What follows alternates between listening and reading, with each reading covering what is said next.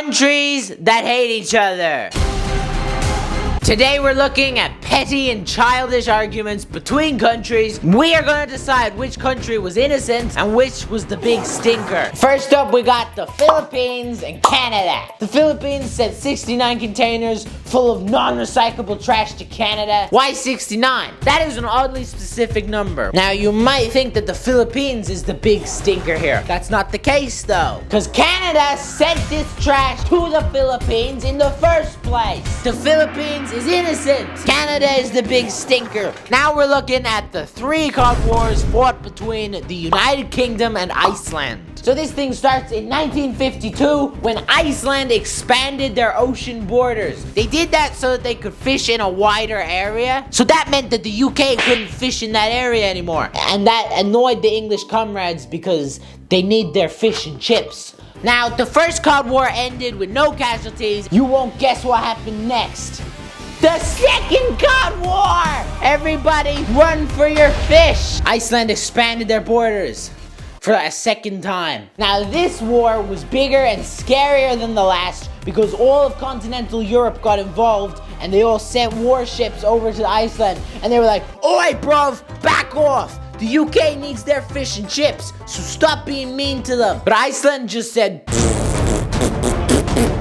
But then they found a resolution and the second Cold War ended with 0 casualties. But then, when everyone was least expecting it, Iceland expanded their borders again! They're doing it again! They can't keep getting away with this! Iceland is clearly stealing the UK's fish and chips, so they are the big stinker. And I'm sure nothing like this will ever happen ever again. I'm looking at you, Iceland. The next one is also an ocean border dispute between Southeast Asian countries. They all claim this bit of water, and they have overlapping claims. Some of these countries build fake islands to try and claim that it's theirs. What? It's hard to say who the big stinker is here, because they've all got pretty good claims. I'm just gonna say none of them. Speaking of building islands, that's exactly what this handsome man did. He built an island on its own off of the coast of Italy, and then he claimed that it was an independent country called Republic of Rose. Plot twist, the whole thing was just tax evasion. He just didn't want to pay taxes, so Italy blew up his island.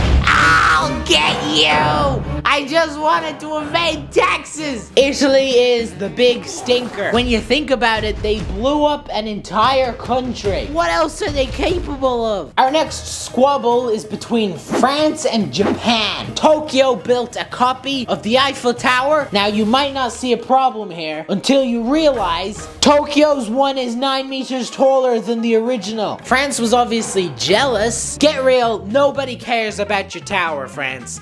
France is the big stinker. The next fight was between the Isles of Sicily, and the Netherlands. They fought over some small thing and forgot to ever declare peace. So technically they were at war for 335 years. Who knows why?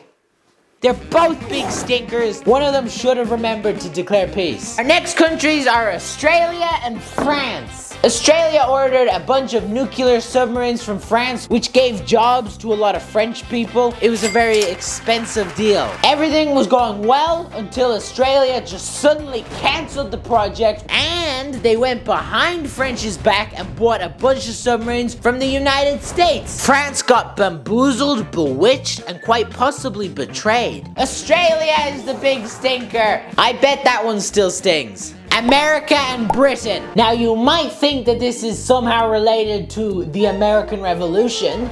Nah, it's the pig war. That's the reason these countries hate each other. It's because of the pig war. So America and England had some disputed islands between their territories, but then an American shot this British guy's pig after he found it eating his potatoes. And the pig's owner was extremely upset about this, and he told the American, and I quote, "It is up to you to keep your potatoes out of my pig."